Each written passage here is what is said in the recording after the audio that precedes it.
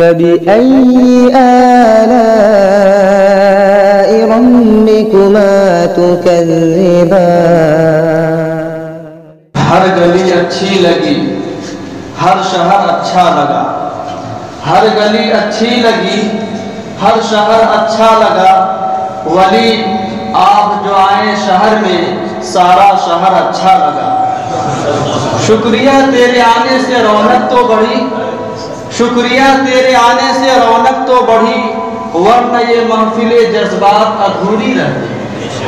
حضرات گرامی، یقیناً اس وقت ہم سب خوشی سے پھولے نہیں سما رہے ہیں کہ آج امت کو اور امارت شرعیہ بہار، اڑیسہ اور جھارکھنڈ کو ایک ایسا امیر اور ایک ایسا قائد ملا ہے جنہیں اللہ رب العالمین نے قائدانہ صلاحیت ورثے میں عطا فرمایا ہے، جو خلوص و للہیت کے پیکر ہیں، جو علم و فضل، صلاح و تقوی، زہد و ورع، امانت و دیانت، فہم و فراست، دور اندیشی، تواضع اور انکساری، سادگی، خوش اخلاقی جیسی گوناگون صفات کے حامل ہیں۔ آپ علوم دینیہ اور علوم عصریہ کے سنگم ہیں۔ آپ کو جہاں علوم دینیہ میں مہارت حاصل ہے، وہی علوم عصریہ میں بھی ید طولہ رکھتے ہیں۔ اسی وجہ سے حالات حاضرہ پر آپ کی گہری نظر ہے۔ عصر جدید کے چیلنجوں کو قبول کرنے کی صلاحیت اور دشمنان اسلام کو ان کے اسلوب اور انداز میں دندہ شکن جواب دینے کی بھرپور لیاقت رکھتے ہیں۔ آپ اس خانوادے کے چشم و چراغ ہیں جنہوں نے کبھی بھی باطل سے سمجھوتا نہیں کیا اور حکمت و مصلحت کی چادر اوڑھ کر کبھی بھی اظہار حق کے لیے اپنی زبان کو مکفل نہیں کیا۔ آپ اس خانوادے کے سپوت ہیں جن کی قوت ایمانی، حمیت دینی، غیرت اسلامی کی وجہ سے باطل کو گھٹنا ٹیکنے پر مجبور ہونا پڑتا ہے۔ ہاں، آپ اس خانوادے کے جگر پارے ہیں جس نے صرف مدارس کی بوریاں نشینی اور خانقاہ کی چٹائی ہی نہیں بلکہ یونیورسٹیوں کی چہار دیواریاں اور سیاست کی گلیاریاں بھی دیکھی ہیں۔ اس سے میری مراد خانقاہ رحمانی کے سجادہ نشین، علوم ولی کے حقیقی وارث، دینی اور عصری تعلیم گاہوں کے تربیت یافتہ، مختلف اسلامک یونیورسٹیوں کے لیکچرر، قائد ملت، امارت شرعیہ بہار، اڑیسہ اور جھارکھنڈ کے امیر شریعت جناب حضرت مولانا احمد ولی فیصل رحمانی صاحب دامت برکاتہم العالیہ ہیں۔ لہذا ایک بار پھر میں اپنے دل کی گہرائیوں سے اپنی طرف سے، مدرسہ ہادہ کے تمام افراد کی طرف سے اور تمام اہل سمن پورہ کی طرف سے دل کی گہرائیوں سے آپ کا استقبال کرتا ہوں اور اپنے جذبات کے اظہار کے لیے صرف یہ کہتا ہوں کہ جس بزم میں ساغر نہ ہو، جس بزم میں ساغر نہ ہو، نہ صحبہ ہو نہ خم ہو، جس بزم میں ساغر نہ ہو، نہ صحبہ ہو نہ خم ہو، رندوں کو تسلی ہے کہ اس بزم میں تم ہو۔ لہذا میں حضرت والا سے انتہائی ادب و احترام کے ساتھ درخواست کرتا ہوں کہ حضرت والا تشریف لائیں اور اپنے خطاب سے ہم سب کو استفادے کا موقع مرحمت فرمائیں۔ بسم اللہ الرحمن الرحیم، الحمد للہ رب العالمین، والصلاة والسلام على رسوله الكریم وعلى آلہ واصحابہ اجمعین، اما بعد۔ حاضرین اکرام، السلام علیکم ورحمۃ اللہ وبرکاتہ۔ سب سے پہلے شکر ہے اس ذات کا جس نے ہم سب کو اس موقع پر اپنے سب سے پسندیدہ جگہ یعنی مسجد میں جمع کیا، تاکہ اول تو ہم اس کا شکر ادا کر سکیں اور پھر میں آپ تمام حضرات کا شکر ادا کر سکوں۔ آپ میں سے کچھ لوگوں نے اس مرحلے میں حق کا ساتھ دیا اور بہت مدد کی۔ ان میں اول صف میں جناب اصغر خان صاحب ہیں، جناب قیصر علی خان صاحب ہیں، جناب سید شمائل صاحب ہیں، جناب ندیم صاحب ایڈوکیٹ ہیں، جناب دانش صاحب ہیں، ڈاکٹر اشتیاق صاحب ہیں، شاہ رضا صاحب ہیں، جناب مسیح الدین صاحب ہیں، جناب زبیر صاحب ہیں، جزاکم اللہ خیر، اور پورے سمن پورہ کے لوگ جو پوری مضبوطی کے ساتھ اس پروسیس میں کھڑے رہے اور انہوں نے سوچ کے رخ کو موڑ دیا۔ بارک اللہ فیکم جمیعا۔ میں شکر گزار ہوں جناب مفتی عبد الرحمن قاسمی صاحب کا، جو اس تقریب کی نظامت کر رہے ہیں، اور ماشاءاللہ انہوں نے بہت خوب نظامت کی، الحمدللہ، بارک اللہ فیک۔ دیکھیے، ابھی جب میں یہاں آ رہا تھا تو مجھے یہ پتہ تھا کہ یہاں محلے کے نوجوان ہوں گے، اور ہیں ماشاءاللہ، آپ سب نوجوان ہیں، لیکن آپ سب کے سر پر صافہ دیکھ کر کے یا پگڑی دیکھ کر کے مجھے احساس ہو رہا ہے کہ آپ سب لوگ اس مسجد کے طالب علم ہیں، اس مدرسے سے تعلق رکھتے ہیں، الحمدللہ۔ میں چند باتیں آپ لوگوں کو چند باتیں آپ سے کہنا چاہتا ہوں آپ کے مدرسے کے متعلق، جو مجھے ابھی بتائی گئی ہیں اور جو میں نے خود ابھی دیکھا ہے آپ لوگوں کے سامنے۔ مجھے احساس نہیں تھا کہ اس مدرسے میں ماشاءاللہ اتنے اچھے قاری ہیں، ماشاءاللہ جو آپ کا جو ڈریسنگ سینس ہے اور جس صاف صفائی کے ساتھ آپ موجود ہیں، یہ قابل تعریف ہے۔ اس کے ساتھ ساتھ جس طریقے سے اس تقریب میں عربی کو جوڑا گیا وہ قابل ستائش ہے، ماشاءاللہ۔ بہت زیادہ خوش ہوا میرا دل کہ ایسی تقریب میں بیٹھا جہاں لوگوں نے عربی میں بھی بات کی۔ جزاک اللہ خیر مولانا، بارک اللہ فیک۔ تو یہ عربی کا جوڑنا بہت اچھی بات ہے، اور ایسے ہی آہستہ آہستہ جوڑتے جوڑتے ایک دن ایسا آئے گا جب ہم لوگ انشاءاللہ قرآن شریف کو جب پڑھیں گے تو سمجھیں گے، چاہے تھوڑا سمجھیں لیکن سمجھیں گے ضرور انشاءاللہ۔ مجھے ابھی یہ بھی بتایا گیا کہ یہ مدرسہ تحفظ القرآن جہاں ہم لوگ بیٹھے ہوئے ہیں، جس کی مسجد میں ہم لوگ ہیں، ماشاءاللہ یہاں صرف قرآن شریف کا حفظ ہی نہیں ہو رہا ہے، آپ کے ترانے میں ہے کہ آپ ماشاءاللہ عصری علوم بھی حاصل کر رہے ہیں اور علوم دینیہ بھی حاصل کر رہے ہیں، اور آپ پنجم تک پہنچ گئے ہیں، ششم تک پہنچ گئے ہیں ماشاءاللہ۔ اب بس چند اور درجات رہ گئے ہیں، پھر یہاں سے انشاءاللہ عالم اور فاضل بھی نکلیں گے باذن اللہ انشاءاللہ۔ اللہ تبارک تعالیٰ اس نیک مقصد میں کامیابی عطا فرمائے آپ تمام حضرات کو۔ میں اس سلسلے میں ایک چیز کی وضاحت کرنا چاہتا ہوں۔ ہم لوگ ایک تفریق کرنے لگے ہیں علوم دینیہ میں اور علوم عصریہ میں، یہ مختلف چیزیں ہیں۔ دیکھیے، یہ بات سمجھنے کی ہے کہ اچھا، اس کو کہنے سے پہلے میں کہہ دوں کہ موقع نہیں تھا کہ میں یہ سب بات کرتا، لیکن جماعت اکثر جو ہے آپ لوگوں کی ہے، اس لیے یہ بات ابھی میں کہہ دیتا ہوں کہ پھر پتہ نہیں موقع کب ملے ملاقات کا۔ یہ دو چیزیں ہیں جو ہم لوگوں نے الگ الگ کر دی ہیں پچھلے ایک دو سو سال سے۔ ایک چیز کو ہم لوگ کہتے ہیں عصری علوم، اور دوسری چیز کو ہم لوگ کہتے ہیں دینی علوم۔ اور جب یہ دو چیزیں ہیں اور ساتھ ساتھ ہیں تو لڑیں گے،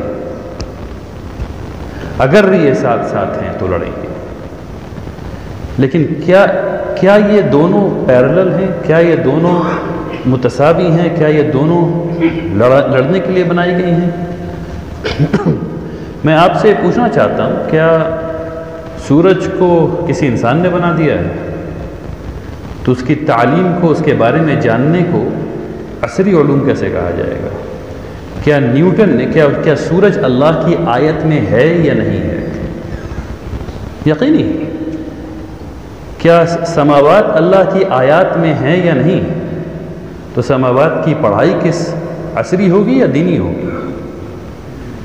ٹھیک اسی طریقے سے کیا گریوٹی کو نیوٹن نے بنا لیا ہے یا اللہ نے بنایا ہے؟ اگر اللہ نے بنایا ہے اور گریوٹی یقیناً آیت ہے اللہ کی، تو اس کا پڑھنا دینی ہوا یا عصری ہوا؟ تو ہوا یہ ہے کہ ہم لوگوں نے ایک فالس ڈائیکاٹمی جس کو کہتے ہیں، دو چیزیں جو متساوی نہیں ہیں ان کو سامنے کھڑا کر دیا ہے اور پھر اس کو لڑا دیا ہے۔ اگر دونوں کو لڑا دیں گے تو دین کو جتانا مشکل ہوگا، کیونکہ سائنس سے کہے گی کہ ہم صرف وہ مانیں گے جو 5 حواس ہم کو بتائیں گے، یا اس کے بارے میں نقل ہو کر کے آ رہا ہوگا، ہے نا؟ اب کیا ہم اللہ کو چھو سکتے ہیں؟ کیا دیکھ سکتے ہیں؟ کیا یعنی جو 5 حواس ہیں، نہ ہم دیکھ سکتے ہیں، نہ ہم سن سکتے ہیں، نہ ہم چکھ سکتے ہیں، نہ سونگھ سکتے ہیں، تو پھر اللہ نہیں ہے؟ مگر ایسا نہیں ہے، اللہ ہے نا؟ تو جب جب ہم لوگ دینی علوم کے تحت عصری علوم کو سمجھیں گے تب فائدے میں رہیں گے. یعنی اس کی جو باؤنڈری ہے دینی علوم کی، اس کے تحت جب چیز رہے گی سائنس کی، تب فائدے میں رہیں گے. سائنس کا سب سے بڑا کارنامہ کیا ہے؟ سائنس کا سب سے بڑا کارنامہ اس کی فلسفی کا پہلا جملہ ہے، اور وہ پہلا جملہ یہ ہے کہ کسی بھی چیز کو حتمی طور پر ثابت نہیں کیا جا سکتا. بات ختم ہو گئی. آج تک کسی بھی سائنسدان سے 100% یقین کے ساتھ یہ نہیں کہہ سکتا کہ زمین سے سورج کی دوری ایگزیکٹلی اتنی ہے. سائنس میں ہر چیز ایسٹیمیٹ ہوتی ہے، اور جب ایسٹیمیٹ لگاتار صحیح ہوتا رہتا ہے تو اس کو ایک حتمی طور پہ مان لیا جاتا ہے، لیکن وہ ہے نہیں. اور سائنس کی یہی خاصیت کہ کسی بھی چیز کو حتمی طور پر کبھی بھی ثابت نہیں کیا جا سکتا ہے، اس کو وہ وسعت دیتی ہے جس سے کہ وہ غلطی کرے اور پھر ٹھیک کر لے. یعنی آج 5 سال پہلے میں نے خبر پڑھی کہ دنیا کے اسپیس کا جو تصور سائنسداں کے سامنے تھا وہ غلط تھا. اس کے وسعت کے بارے میں وہ کتنا غلط تھا؟ 95%. سوچئے ناسا یہ کہہ رہی ہے 5 سال پہلے کہ جو اسپیس کی جو وسعت ہے، جتنا پھیلا ہوا ہے، وہ کتنا غلط تھا؟ 95% غلط تھا.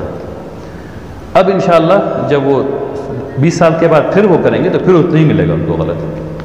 ٹھیک ہے نا؟ اس کا یہ مطلب نہیں کہ سائنس خراب ہے یا سائنس میں کمی ہے. سائنس ایک فلسافیکل میتھڈالوجی کے اندر کام کرتی ہے، اور اس میں چند اسٹیبلشڈ پیرامیٹرز ہیں جس کے تحت وہ کام کر رہی ہے.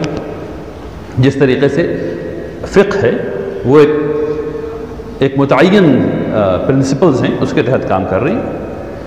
تو سائنس سے اگر ہم لڑائی کروائیں گے اسلام کی تو یہ ظلم ہے، کیونکہ تمام چیز کی تخلیق اللہ نے کی ہے، اور اللہ نے کہا کہ تدبر کرو، تو ہر چیز پر تدبر کرو، کیونکہ ہر چیز اللہ کی آیت ہو سکتی ہے.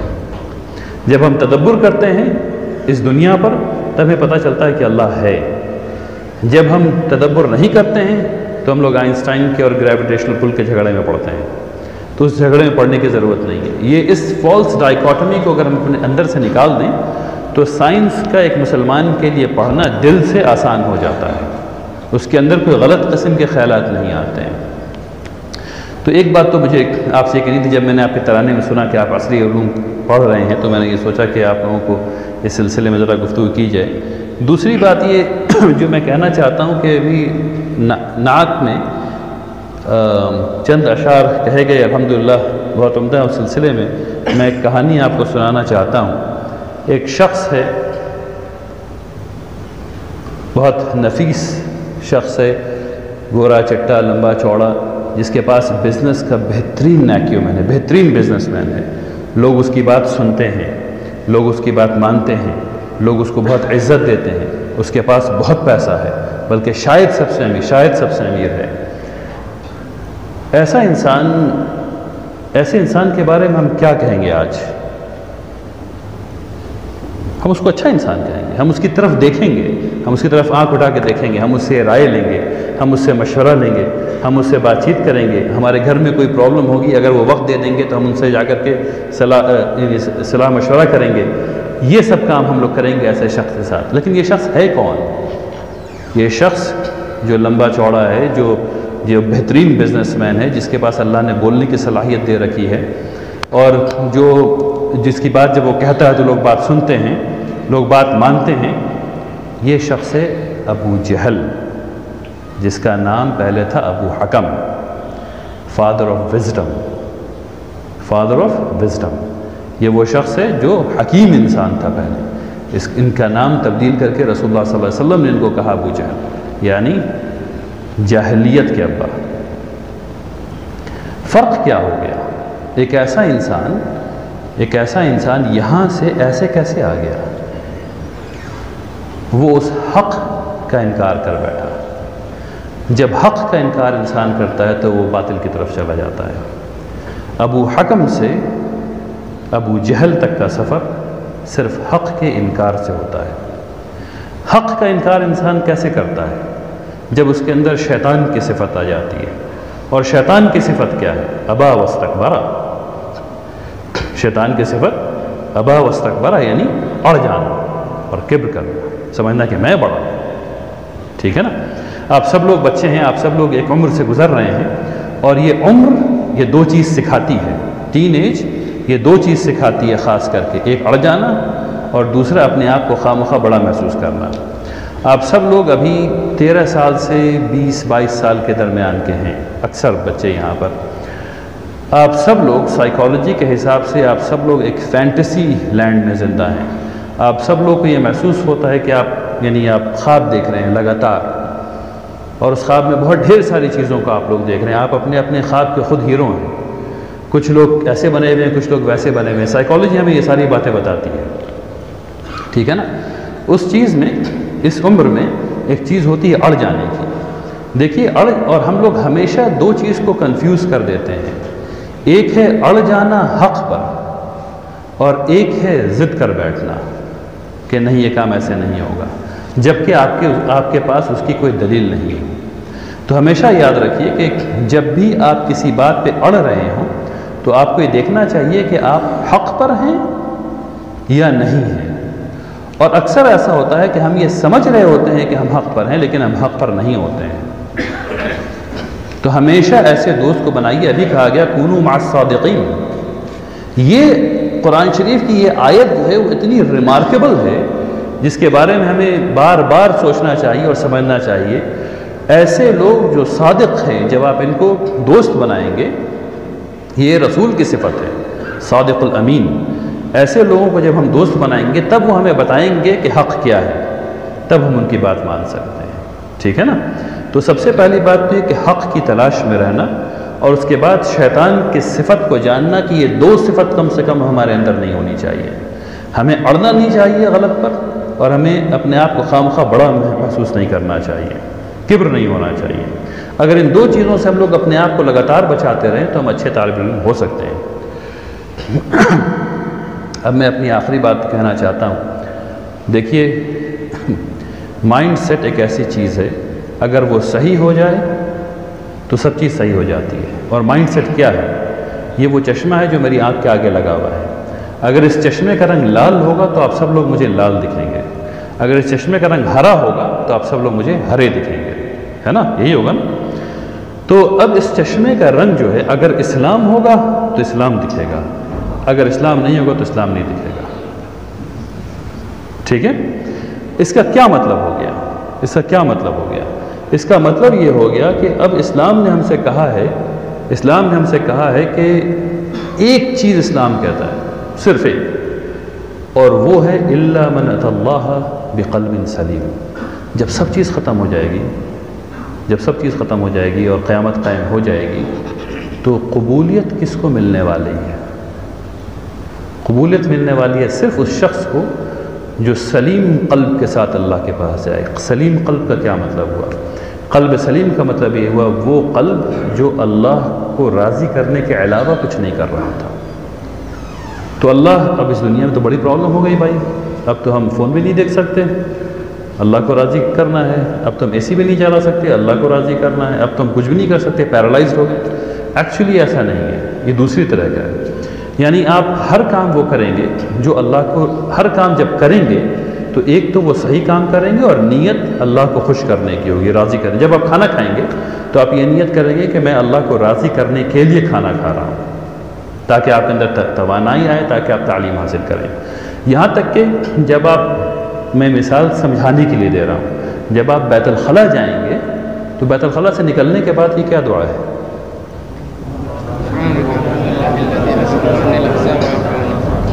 ٹھیک ہے نا، الحمدللہ رب العالمین سب کو یاد ہے۔ تو جب آپ جائیں گے تو آپ اللہ کی رضا حاصل کرنے کے لیے جا رہے ہیں، اور جب نکلیں گے تو یہ دعا کریں گے، ٹھیک ہے نا۔ تو جب اتنی چھوٹی چیز پہ کریں گے تو بڑی بڑی چیز نماز کے بارے میں کیسے بھول سکتے ہیں، اور حج کے بارے میں کیسے بھول سکتے ہیں، اور صوم کے بارے میں کیسے بھول سکتے ہیں، ہے نا۔ تو یہ ساری چیزوں کو خیال میں رکھنا پڑے گا۔ دیکھیے اللہ تبارک تعالیٰ نے قرآن شریف میں ایک آیت نازل فرمائی ہے، اور میں اپنی ہر تقریر میں اکثر انکلوڈ کر لیتا ہوں سمجھانے کے لیے۔ اللہ تبارک تعالیٰ کہتے ہیں اعوذ باللہ من الشیطان الرجیم قل ان صلاتی و نسکی و محیای و مماتی للہ رب العالمین۔ اس کو رٹ لیجئے، اس کو یاد کر لیجئے اور دل میں بسا لیجئے۔ کہیے میری صلاۃ، میری نمازیں، میری تمام تر عبادتیں، میری تمام تر قربانیاں، میری زندگی اور میری موت صرف اللہ کے لیے ہے۔ اللہ نے آپ سے کہا کہ ایسا کرو، جب ایسا کرو گے تو قلب سلیم ہوگا، جب قلب سلیم ہوگا تو ہم تم سے راضی ہوں گے، جب ہم راضی ہوں گے تم کو جنت ملے گی۔ یہ ہے رشتہ اللہ کو راضی کرنے کا۔ میں اپنی بات یہاں پہ ختم کرنا چاہتا ہوں، آپ تمام حضرات کا شکر ادا کر کے، خاص کر کے سمن پورہ کا شکر ادا کر کے، صرف ایک آخری بات اور رہ گئی ہے کہنا، جو بات سمجھ میں آئی ہے مجھے۔ دیکھیے اسلام ہر قسم کی عصبیت کو جہالت مانتا ہے، اسلام ہر قسم کی عصبیت کو جہالت مانتا ہے، چاہے وہ قبیلے کی عصبیت ہو، چاہے وہ ملک کی عصبیت ہو، چاہے وہ جگہ کی عصبیت ہو، چاہے وہ نسل کی عصبیت ہو، کسی بھی قسم کی۔ میں سید ہوں، ارے ہو تو ہو، کیا کر لے، میرا کیا ہو گیا اس سے، ٹھیک ہے نا۔ میں فلاں ہوں تو میرا کیا ہو گیا اس سے، میں گورا ہوں یا میں بہاری ہوں یا میں بنگالی ہوں، تو کل تک بہاری تھے آج ہرگھنٹی ہو گئے، یہی ہوا نا۔ کل تک ہندوستانی تھے آج پاکستانی بھی ہو گئے، کل تک شامی تھے آج سیرین، عراقی، فلاں فلاں فلاں فلاں بڑھ گئے۔ تو زمین سے ایسا رشتہ جو کہ یہ بالکل صحیح ہے کہ آپ جہاں پیدا ہوئے وہاں سے فطری لگاؤ ہوتا ہے، پیدا ہوئے فطری لگاؤ ہوتا ہے، یہ بالکل صحیح ہے۔ لیکن اس سے زیادہ جب بات بڑھنے لگے تو آپ کو ہمیشہ اپنے آپ سے یہ سوال کرنا چاہیے کہ میں مسلمان ہوں یا میں عصبیت پالنے والا ایک جاہل ہوں، کیونکہ تمام عصبیت اسلام کے اندر جہالت ہے، ٹھیک ہے نا۔ تو سمن پورہ کا نعرہ بہت عمدہ ہے، لگائیے اس کو اچھا بنانے کے لیے، عصبیت پالنے کے لیے نہیں، اس کو اچھا بنانے کے لیے۔ آپ کی روڈ اچھی ہو، آپ کے پانی ہو، یہاں تعلیم ہے، ماشاءاللہ اتنا اچھا مدرسہ ہے آپ کا، آپ لوگ اتنے صاف ستھرے صافہ باندھے بیٹھے ہیں ماشاءاللہ، یہ سب فخر کی بات ہے۔ فخر اور عصبیت میں بہت بڑا فرق ہے، فخر اور عصبیت میں بہت بڑا فرق ہے۔ تو میں یہ درجے میں ہے تعلیم میں، تو پھر بہاری ہونے کا مطلب کیا ہو گیا، ٹھیک ہے نا، کوئی مطلب نہیں بنتا۔ تو میں اس چیز سے آپ کو کوشن کرنا چاہتا ہوں، آپ کو بچانا چاہتا ہوں، تو اس بات کا خیال رکھیے، اپنے محلے کو، اپنے علاقے کو اسلامی طرز پر صاف رکھیے، ستھرا رکھیے، پیڑ لگائیے، پانی کا انتظام کیجیے، بجلی کا انتظام کیجیے، یہ سب چیز کیجیے گا تو سمن پورہ اور اچھا ہو جائے گا انشاءاللہ۔ وآخر دعوانا الحمدللہ رب العالمین۔